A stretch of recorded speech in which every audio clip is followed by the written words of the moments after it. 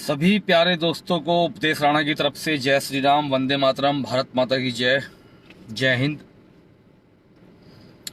पिछले कुछ समय से थोड़ा चल रही है जिंदगी में, कुछ परेशानियां सी चलती रहती हैं जो षड्यंत्र चलते हैं, इसलिए थोड़ा सा सोशल साइड पर कम हूँ। लेकिन इसका मतलब ये नहीं है कि हूँ नहीं, आप सभी के साथ हूँ।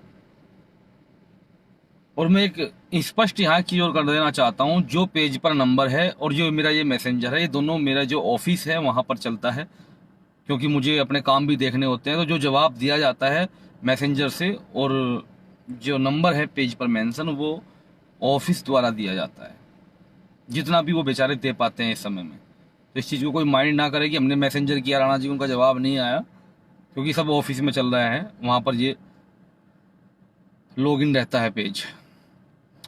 अब बात करते हैं केजरी बाबू की। सर्वप्रथम तो मैं ससम्मान ये कहना चाहूँगा कि जैसे मीडिया की रिपोर्ट आ रही है कि केजरीवाल, उनके गले में खराश है, उनको फीवर है, सबसे पहले तो मैं इस वर्ष से ये प्रार्थना करूँगा कि भगवान उनको दीर्घायु करें, वो बहुत जल्द स्वस्थ हो जाएं। बहुत जल्द स्वस्थ होने के बाद दिल्ली वासियों के समक्ष उपस्थित रहें और अपने प्रदेश को संभाल लें। इस कोरोना जैसी महामारी में उनकी जरूरत है प्रदेशवासियों को। अब मैं दूसरी बात आप सभी के समक्ष करना चाहता हूं। देखिए, हालांकि जो दिल्ली के एलजी हैं, उन्होंने ये स्पष्ट कर दिया है आज कि दिल्ली में सभी का इलाज हो सकता है। उनको ये क्यों बोलना पड़ा दिल्ली के एलजी को, उस पर मैं बात करना चाहता हूं। अरविंद केजरीवाल जी ने एक बात कही कि दिल्ली में सिर्फ दिल्ली के लोगों का इलाज होगा, बाहरी लोगों का इलाज नहीं होगा। किसने कहा, किसने कही ये बात? अरविंद केजरीवाल जी ने यह कहा कि दिल्ली में सिर्फ दिल्ली वालों का इलाज होगा, बाहरी लोगों का इलाज नहीं होगा। अब बाहरी कौन है? अरविंद केजरीवाल जी, जहां तक मेरी याददाश्त है, आप हरियाणा से बिलोंग करते हैं, आप हरियाणा में पैदा हुए। आपने जो जॉब की वो नोएडा में की और भी स्टेट में की, यूपी के अलावा। आप स्टडी के लिए भी बाहर गए, आप चुनाव लड़ने के लिए बनारस चले गए, जीत नहीं पाए। मैं बाहरी लोगों की बता रहा हूं, बाहरी लोगों की बात। आप पंजाब भी चुनाव लड़ने गए, ज्यादा नहीं, कुछ नहीं कर पाए, फिर आप दिल्ली आ गए। आपका ये स्टेटमेंट कि दिल्ली में सिर्फ दिल्ली के लोगों का ट्रीटमेंट होगा, ये समझ से परे है। और मैं एक बहुत बड़ी बात बोलने जा रहा हूं, जितने भी सभी साथी देख रहे हैं, आप सभी के माध्यम से बहुत बड़ी बात बोलने जा रहा हूं। अरविंद केजरीवाल जी को खांसी थी, अरविंद केजरीवाल जी ने खांसी कहां पर जाकर ठीक कराई? जो अरविंद केजरीवाल ये कह रहे हैं कि दिल्ली में सिर्फ दिल्ली के लोगों का इलाज होगा, बाहरी लोगों का इलाज नहीं होगा, वो अरविंद केजरीवाल जो हरियाणा में पैदा होते हैं, यूपी में चुनाव लड़ने जाते हैं, यूपी में जॉब करते हैं, जो पंजाब में चुनाव लड़ने जाते हैं, और जिनकी खांसी बेंगलुरु में जाकर ठीक होती है, वो अरविंद केजरीवाल जो अपनी खांसी का इलाज कराने के लिए काफी दिन बेंगलुरु में रहे, उनका यह कहना है कि दिल्ली में सिर्फ दिल्ली के लोगों का इलाज होगा। मैं मुख्यमंत्री जी, आदरणीय मुख्यमंत्री जी, आपसे पूछना चाहता हूं बड़ी सभ्यता के साथ, जब आप अपनी खांसी ठीक कराने के लिए बेंगलुरु जा सकते हैं, तो एक आम आदमी, जो आप बोलते हो आम आदमी पार्टी, तो एक आम आदमी जो नजदीक के हैं, चाहे वो हरियाणा के हैं, यूपी के हैं, नोएडा के हैं, पंजाब के हैं,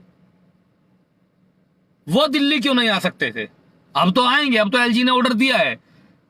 लेकिन मैं एक चीज स्पष्ट यहां ये कर रहा हूं कि जब आप अपनी खांसी का इलाज, आपको भी दिल्ली में करा लेना चाहिए था। आप तो सरकार में थे, आप तो सरकार में थे, मुख्यमंत्री थे, मुख्यमंत्री रहे, तो आपको भी अपना ट्रीटमेंट दिल्ली में करा लेना चाहिए था। जिन आप बेचारे गरीब लोगों को, आसपास के लोगों को दिल्ली आने से रोक रहे हो, तो आप अपनी खांसी का ट्रीटमेंट कराने के लिए बेंगलुरु क्यों इतने दिन चले गए? क्यों पड़े रहे बेंगलुरु? या आपको कोई विशेष दर्जा प्राप्त है कि आप किसी भी स्टेट में कहीं के भी होकर चुनाव लड़ोगे, कहीं भी जो है आप प्रचार करने जाओगे, अपनी पार्टी को बढ़ाने जाओगे, अपनी खांसी का इलाज कराने के लिए आप बेंगलुरु जाओगे। लेकिन एक आम आदमी, क्योंकि वो उस स्टेट का नहीं है, और दिल्ली, माफ कीजिए, दिल्ली देश की राजधानी है, वो क्यों दिल्ली नहीं आएगा? वो क्यों दिल्ली नहीं आएगा? जब अरविंद केजरीवाल जी, आपकी खांसी ठीक हो सकती है बेंगलुरु जाकर, तो एक आम आदमी जो उसके आसपास का है, जो बेचारा चाहता है मैं दिल्ली जाऊंगा, मेरा इलाज हो जाएगा ना हॉस्पिटल में, उनके लिए आपने बैन कर दिया। मैं राजनीतिक व्यक्ति नहीं हूं, मैं पॉलिटिकल पर्सन नहीं हूं।